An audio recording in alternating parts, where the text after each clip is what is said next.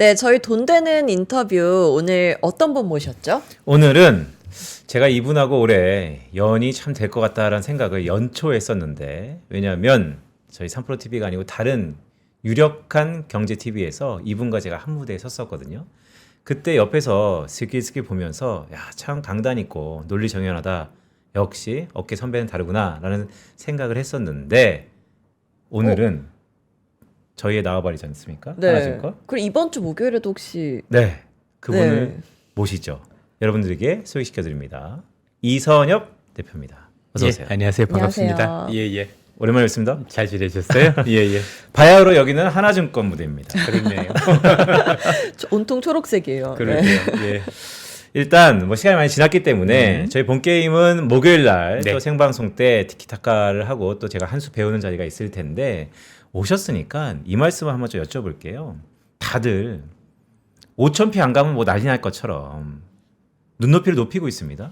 근데 여지없이 이럴 때 회사에서 한 번쯤은 불을 지피잖아요. 예. JP에서 또 6,000피 얘기를 하고, 이러다가 한 두 달만 지나면 진짜 7,000피, 10,000피 나오겠어요. 시장을 오래 보셨잖아요. 지금은 모든 사람들이 한 곳을 볼 때 우리가 항상 틀려왔다라는 것을 감안해서 보수적으로 봐야 되는지, 아니면 정말로 50년 만에 한국 코스피 지수, 한국 증시에 큰 물이 들어오고 있다. 다양한 의견들이 있는데, 전체적으로 대표님 어떻게 보세요? 저는 큰 물이 들어오고 있다라는데 방향성을 두고 있고요. 물론 그 중간중간에 큰 변동성도 있을 거라고 생각을 합니다만, 그만큼 AI가 크다라고 보는 거죠. 사실 한국 증시가 너무 좋아서 진짜 우리 기업들이 이익이 증가해서가 틀린 건 아닌데, 이 기저에는 우리가 잘한 것도 있겠지만 그거보다는 현재 진행되고 있는 이 AI와 관련된 이 산업의 변화가 우리가 생각했던 것보다 훨씬 더 큰 것 같아요. 보통 우리 애널리스트, 저도 이제 오랫동안 해봤지만 대부분이 이제 이전의 사례를 비교를 많이 하고 또 이전의 잣대를 많이 갖다 대는 게 일반적이지 않습니까? 뭐 예를 들어서 반도체 하나만 하더라도 얼마 전까지는 이게 반도체가 사이클 산업이다. 네. 그러니까 PBR이다 이런 얘기를 했다가 지금은 그게 바뀐 거잖아요. 네. 그러니까 그분들이 틀렸다는 얘기가 아니고, 기본적으로 이렇게 그런 어떤 그 우리가 알고 있는 밸류에이션 잣대 변화를 줄 정도로 산업의 크기가 큰 거죠. 그래서 지금 진행되고 있는 이 변화가 다행스럽게도 유럽이나 이런 지역보다는 한국이라든가 대만, 일본 같은 이런 관련 국가들한테 워낙 산업적으로 긍정적인 영향을 많이 미치다 보니까 사실 저는 그게 가능하다라고 보고, 왜냐면 지금도 4천이 넘었던 거 보면 많은 업종이 오른 건 아니지 않습니까? 맞습니다. 그렇죠. 삼성전자를 비롯해 반도체가 컸던 건데 네. 저는 여전히 뭐 반도체를 긍정적으로 보고 있기 때문에 사실은 뭐 6천이냐 7천이냐 그런 논란보다도 어쨌든 우리가 그동안 보지 못했던 지수로 가고 있는 것만은 분명해 보인다. 그리고 지금 너무 좋은 게 뭐냐면 많은 투자자분들도 또 애널리스트 분들도 여기서 의심을 시작하잖아요. 네. 그래서 더 좋은 것 같아요. 왜냐하면 바로 가는 게 아니라 어쨌든 돌다리를 두들겨보고 우리가 정말 그렇게 갈 수 있는 환경이 맞는 건지, 또 지금까지 올라온 밸류에이션은 과연 정당한 건지, 여기에 대해서 굉장히 돌다리를 두들겨보는 거지 않습니까? 그래서 두들겨 본다란 얘기는 이게 정말 아니었을 경우, 또 우리가 생각이 틀렸을 경우는 이미 이게 끝일 텐데 그렇지 않은 모습들이 계속해서 발견이 되고 있잖아요. 예를 들어서 지금 아마 많은 분들이 느끼시고 계시겠지만 이 반도체와 관련된 4분기 실적 전망치가 올라가는 게 어마무시하죠. 와, 이 정도까지 올라가는 게 맞아 싶을 정도로 좋아지고 있단 말이에요. 그러면 이 의심들이 있었지만 결국 실적이 나온다라면 또 이 지수가 정당화될 수 있는 거고, 결국은 우리가 생각했던 것보다 훨씬 더 좋아지고 더 클 수도 있겠구나라는 판단을 할 수 있다라고 생각을 하면, 저는 여기가 끝이 아니라 결국에 우리가 새로운 역사를 쓸 수 있는 곳으로 향해 가고 있다, 이렇게 판단하고 있습니다. 그러니까 말씀을 쭉 들어보니까 가슴 한편으로도 따뜻해지는데, 공교롭게 오늘 오셨는데 여러 가지 속보가 있었어요. 네네네. 그중에 눈에 딱 두 가지가 들어왔는데, 하나는 또 일본이에요. 네. 지진. 물론 아무렇지 않을 수도 있습니다. 하지만 2011년인가요? 이러다가도 화들짝 놀랬기 때문에 꼭 고점 버블 논란이 있을 때 이런 게 하나 있다라는 게 좀 우려 섞인 부분이고, 두 번째는 이게 미중 간의 싸움을 하는 건지, 중국이 어쨌든 문호를 오늘 또 개방했다라고 하니까 조건별로 이 두 가지가 상충적이면서도 결국 가운데 한국 증시가 다 껴있거든요. 일본 얘기하고 중국 이슈 한번 얘기 좀 해주세요. 굉장히 좀 좋은 질문이신 것 같아요. 아주 날카롭다고 생각하셨는데, 두 가지, 일단 지진을 비롯해서 우리가 알고 있는 웬만한 자연재해는 사실은 다 호재입니다. 아, 왜요? 날 때만 어렵고요. 네. 지진이 나고 나면 그 뒤부터 복구 수요라는 게 돼서 그 뒤부터 성장률이 좋아집니다. 예컨대 일본이라는 국가가 옛날에 그 잃어버린 뭐 20년 30년 있었잖아요. 이 기간에도 고베 대지진이 있었거든요. 고베 대지진 때만 잠깐 망가졌다가 그 뒤로 2년 동안 경제가 좋았습니다. 왜냐면 그걸 복구하기 위해서는 엄청나게 많은 건설 수요라는 게 있다 보니까 굉장히 좋아졌던 사례가 있었다라고 보시면 될 것 같고요. 특히 이제 우리 같은 경우 반사수요도 있을 수 있죠. 사실 지진으로 인해서 인명이 다친다라는 건 정말 안타까운 일이지만 어쨌든 산업적인 측면에서 놓고 보면 그렇지 않아도 일본하고 우리 한국이라는 국가가 미국과 관련해서 지금 변화의 과정 속에서 되게 수혜를 보고 있는데 그 수혜가 우리만 볼 수 있다라면 우리 입장에선 나쁘지 않을 수 있다. 이게 참 되게 잔인한 얘기가 되겠지만 그런 측면에서 되게 중요하다고 생각을 하고요. 저는 오늘 지금 말씀 주신 중국 얘기는 너무 중요한 것 같아요. 왜냐하면 지금 중국과 관련된 이슈가 최근에 여러 가지가 나왔어요. 하나는 NSS라고 그래서 국가안보 전략이 있었거든요. 이 국가안보 전략에서 트럼프가 1기 때하고 지금 2기 때하고 다른 얘기를 해요. 1기 때는 우리 흔히 얘기해서 중국을 적으로 간주했던 거죠. 근데 지금 적이 아니라 뭔가 G2라는 입장에서 너도 잘 나가고 나도 잘 나가고 그러면서 우리가 당분간은 싸우지 말고 동반자적 관계 이런 표현이 굉장히 많았는데 방금 전에 보니까 또 H200이라고 이걸 또 수출 허가했다는 얘기가 네. 나오고 있어요. 이건 누가 보더라도 트럼프가 이전 회에서 중국을 지금 자극하지 않고 가겠다라는 의도가 비춰지는데 전 이게 내년에 중간 선거하고 연결이 된다라고 봐요. 현재 상황에서 트럼프라는 사람이 자기가 조금 더 강력하게 그렇죠? 권력을 휘두르기 위해서는 사실상 중간 선거에서 이겨야 되는 거죠. 특히 이번에 관세와 관련된 대법원 판결이 나올 텐데 이 대법원 판결이 뭐 결론은 모르지만 현재 트럼프한테 불리하게 돌아간다라고 얘기가 나올 거고 그러면 트럼프가 관세와 관련된 권력을 이전만큼 쓰기 어려울 수 있거든요. 그러면 이 관세에 대한 권력이 의회로 다시 회귀가 되는데 그럼 의회가 내 편이 돼야 되잖아요. 또는 그게 아니다 하더라도 의회가 만약에 민주당 쪽으로 넘어간다라면 트럼프는 사실상 레임덕에 빠질 수밖에 없는 상황이 되는 거죠. 그런데 되게 중요한 대목인데, 네. 그러니까 최근에 레임덕 그러면 또 공교롭게 이번 주에 잘 오셨어요. 왜냐하면 12월 FMC도 있고 네. 파월 레임덕을 얘기하고 있는데 말씀하신 걸 곰곰이 생각해 보니까 레임덕이 트럼프한테 올 수도 있겠다. 그럼요. 그러면 내년에 어떻게든 이겨야 되잖아요. 그런데 트럼프가 놓여 있는 여러 가지 불리한 환경 중에서 의외로 어마어마한 게 지금 물가예요. 그러면 우리는 이렇게 얘기합니다. 경제하시는 분들은 야 이번에 나온 소비자 물가 지수가 생각보다 안 높아. 맞아요. 지표는 그런데요. 그게 문제가 아니라 물가 자체 레벨이 너무 높아져 있어요. 그러니까 뭐 우리가 지금 소비자 물가 지수가 뭐 2.9, 2.0 이거 아무렇지도 중요하지 않고요. 그냥 그 사람들이 볼 때는 지금 그냥 이 물가 자체도 나는 견딜 수 없어. 그 증거로 나타났던 게 맘다니의 당선이에요. 뉴욕 시장이 맘다니가 당선된 게 여러 가지 이유가 있겠지만 그렇죠? 그 사람 무슬림인데 9.11 테러가 났던 뉴욕 시장이 됐다. 그 젊은 사람이 하나예요. 그 사람은 내가 여러분 어려운 뉴욕 시장의 그런 어떤 뉴욕 시민들의 그런 어려운 환경을 내가 돈으로 해줄게. 물가도 낮춰줄게. 이런 영향들이 있었거든요. 그럼 생각을 해봅시다. 지금 트럼프는 엄청난 고물가에 시달리고 있어요. 그러니까 지표가 고물가가 아니라 물가 자체가 이미 너무 높아져 있어서 지표가 의미가 없는 수준이 돼 있어요. 그럼 이걸 낮춰야 되잖아요. 네. 낮추려면 두 가지 중에 하나밖에 없거든요. 하나는 유가를 폭락시키든가. 굉장히 영향이 있으니까. 근데 시간이 없죠. 그리고 유가라는 건 정치적인 변수도 있죠. 근데 여기서 의외 변수가 하나 있죠. 그게 중국의 관세를 낮춰주는 거예요.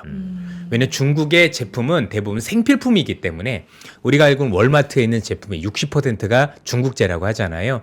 그러니까 한국에 관세 부과하는 건 의미가 없어요. 한국 제품 안 사면 되죠. 네. 현대차 안 사면 되는 거잖아요. 그래서 한국 제품에 대한 관세 부과가 물가 미치는 영향은 제한적이지만 중국은 다르거든요. 그러니까 중국한테 제스처를 취하고 중국한테 자꾸 뭔가 달라는 거예요. 그렇죠? 내가 H200도 주고 여러 가지 해줄 테니까 네가 나한테 제스처를 취해줘. 예를 들어서 뭐 콩도 더 사준다고 한다던가 여러 가지를 해주면 트럼프는 그걸 빌미해서 마치 봤지 중국이 나한테 이렇게 잘해줬잖아. 그러니까 나도 중국에 대해 취했던 관세를 낮출 수 있어. 저는 이걸 추진하고 있다고 생각을 해요. 왜냐하면 그렇게 해서 현재 중국한테 부과된 관세를 생각보다 큰 폭으로 낮췄을 경우는 실제로 생활 물가가 많이 낮아질 수 있고 이 낮아진 물가로 인해서 트럼프는 여러 가지 예를 들어서 지금 금리를 더 낮출 수 있는 환경이 된다든가 또는 현재 뉴욕 시민을 비롯해서 미국인들이 현재 굉장히 어려움을 겪은 물가에 대해서 조금 이전보다는 조금 긍정적인 걸 할 수 있는 것들을 만들고 있다는 생각을 가지고 있기 때문에 현재 진행되고 있는 이 트럼프의 어떤 제스처가 저는 물가하고 연동돼서 그러니까 궁극적으로는 11월에 있을 내년 11월에 있을 중간 선거지만 그 이면에는 저희들이 볼 때는 뭐 정치적인 이슈도 있겠지만 물가가 가장 큰 이슈로 작용하고 있다 이렇게 보고 있습니다. 그러니까 말씀을 쭉 들어보니까 그런데 대표님 네. 정책은 일관성인데 트럼프 대통령이 만약에 지금의 제스처를 보면 마치 내일은 없는 것처럼 이게 레임덕 막바지에 있는 정치인들이 하는 행태잖아요. 말씀 주셨던 것처럼 화해 제스처를 취해서 미국의 물가가 낮아진다고 하면 그게 과연 득보다 실이 더 클지 아니면 실이 더 클지 어떻게 보세요? 왜냐하면 물가는 잡았더라도 그동안 공공의 적이었던 중국을 글쎄 대세를 위해서 전략적 뭐 합의를 봤다라고 익스큐즈할 수 있겠지만 결국 정책의 일관성에 대해서 더 오리무중으로 빠지는 거 아닌가. 사실 맞는 말씀인 게 큰 틀에서 보면 그렇죠. 왜냐하면 이제 미중 간의 갈등 속에서 단순히 갈등이 아니라 패권 전쟁이잖아요. 그러면 중국한테 패권을 넘겨주지 않기 위해서 하는 거 치고는 상반된 정책이 나오고 있는 거죠. 그러나 정치인은 직업이 정치예요. 직업이 정치인 사람들은 앞으로 국가가 100년 동안 어떻게 될 거냐, 10년 동안 어떻게 될 거냐가 중요한 게 아니라 당장 내가 당선이 될 거냐, 내 정권이 유지할 수 있느냐가 더 목적이 되는 거예요. 그 측면에서 놓고 보면 지금 당장 급한 거잖아요. 그렇죠? 지금 내가 뭐 중간 선거에서 지고 그래서 이제 내 권력이 되게 약화되고 나중에 넘겨줄 수 있다라는 거에 대해서는 이 사람은 용납을 못 하는 거죠. 일단 내가 먼저 중요한 사람이 되는 거고 그 측면에서 일단은 큰 틀은 있겠지만 그건 잠깐 뒤로 미뤄두고 일단 내가 11월에 되고 보자 라는 쪽으로 방향을 튼 것 같아요. 그래서 지금 말씀 주신 것처럼 뭔가 미국의 대의, 네. 그렇죠? 뭐 포기한 건 아니겠죠. 그러나 잠시 뒤로 보고 밀어보고 그다음에 일단 급한 불부터 끄고 내가 살고 보자라는 쪽으로 방향을 맞춰보고 보시면 좋지 않을까 싶습니다.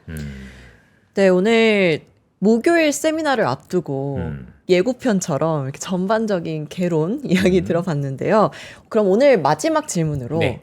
네, 앞으로 시장 핵심 변수는 자본이 어디로 이동하느냐에 달려 있을 것 같아요. 그럼 이런 흐름 속에서 우리가 어디서 기회를 포착하는 게 좋을 거라고 생각하시나요? 일단은 자본의 흐름 자체가 큰 틀에서는 이미 증권 시장에 굉장히 올인돼 있는 건 맞는 게 왜냐면 어쨌든 지금 미국에서 일어나고 있는 아니 글로벌에서 일어나고 있는 이 AI로 인한 글로벌 산업의 변화는 사실 미국이 주도하고 있기 때문에 그리고 그 주도가 된다라면 관련 산업들도 많이 바뀔 수 있어서 주식시장에 대해서 눈을 뗄 수 없다라고 판단하고 있는데 이제는 우리가 또 다른 걸 봐야 될 게 뭐냐면 단순히 주식시장에 들어왔다가 아니라 AI로 인한 산업의 변화를 이제는 구체적으로 볼 때가 된 것 같아요. 무슨 얘기냐면 그동안에 우리가 AI를 통해서 봤던 건 뭐냐면 AI의 그 흔한 얘기로 빅테크들의 그 모델이 얼마나 커지는가에 집중이 됐잖아요. 네. 이번엔 제미나이가 더 잘했대. 이번에 오픈 AI가 더 잘했다라고 해서 빅세븐 중심으로만 사실 누가 패권을 차지할 거냐에 대한 고민이 있었다라면 이제는 내년 시장부터는 거기서 조금은 벗어날 것 같아요. 이것도 여전히 유효하겠지만 그거 이외의 것들 예를 들면 이제는 이걸 통해서 돈을 버는 기업들이 나오네 또는 이 AI를 통해서 이렇게 활용을 하면 돈이 될 수 있겠네 쪽으로 살금살금 지금 움직이는 모습들이 많이 보이고 있다라는 거죠. 그래서 양수가 같이 움직일 것 같아요. 그래서 이쪽에 있는 기업들도 여전히 제가 볼 때는 주도주 위치를 유지를 하겠지만 이제는 궁극적으로 뭔가 나름대로 이제는 AI가 이런 식으로 하면 돈을 벌 수 있겠다라는 아이디어들과 관련해서 시장에 돈이 조금 분산될 가능성이 높지 않느냐. 실제 우리 1999년 닷컴 버블 때도 놓고 보면 그 당시에 처음에 나왔었던 이 인터넷 버블과 관련해서는 누가 더 통신망을 많이 까냐가 사실 시점이었었거든요. 출발. 네. 그러다가 시장의 중심이 그 당시에 새로운 기술이라는 그렇죠? 이 기업으로 갔는데 이 기업이 뭐냐면 인터넷으로 이렇게 돈을 벌 수 있어. 그게 다이얼패드라는 거였었고 인터넷이 되면 국제 전화를 무료로 할 수 있어.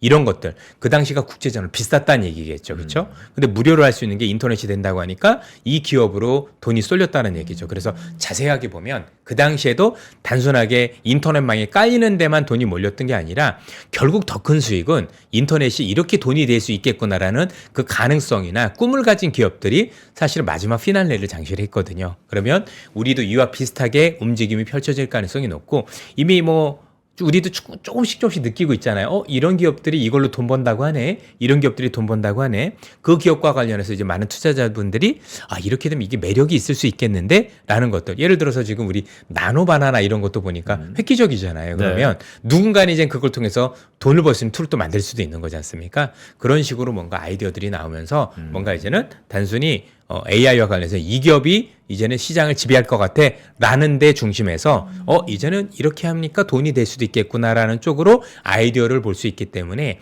우리가 이제 이쪽도 중요하지만 이쪽과 관련해서 같이 겸해서 놓고 보셔야 내년엔 좋은 수익률을 기록하지 않을까라는 생각이 듭니다. 그러니까 말씀 쭉 들어보니까 AI의 어떻게 보면 신포머라고 할 수 있는 네. 하이퍼스케일러의 스케일업은 거진 종지부를 찍는 듯한 모습이고 좀 더 이제 소프트웨어 쪽으로 큰 피버팅하는 그런 전환점에 있다라는 말씀 주셨는데 뭐 종목도 궁금하고 업종도 궁금하지만 그건 저희 내일 모레죠? 네. 네. 얼마 남지 않았습니다. 내일 모레 제가 오늘 이렇게 또 오랜만에 맞다드니까 단단히 또 준비 한번 해야겠네요. 예. 알겠습니다. 자 오늘 뭐 여러 가지 사항이 있었는데 그래도 귀한 시간 내주셔서 고맙습니다. 이선엽 대표와 함께했습니다. 고맙습니다. 감사합니다. 오늘 이야기 이렇게 쭉 듣고 보니까 목요일 세미나가 네. 정말 기대가 됩니다. 잘하셔야 돼요. 중간에서 중심 잡고. 저 준비돼 있습니다. 이런 멘트 아닌데 제 편이 돼야죠. 팔이 안 흐르고 봐야죠. 빈센트 편 당연히 들어드려야죠. 맞습니다. 2대1로 한번 해보겠습니다. 네, 저희 밥보다 투자 하나는 내일도 알찬 정보로 돌아오겠습니다. 고맙습니다. 고맙습니다.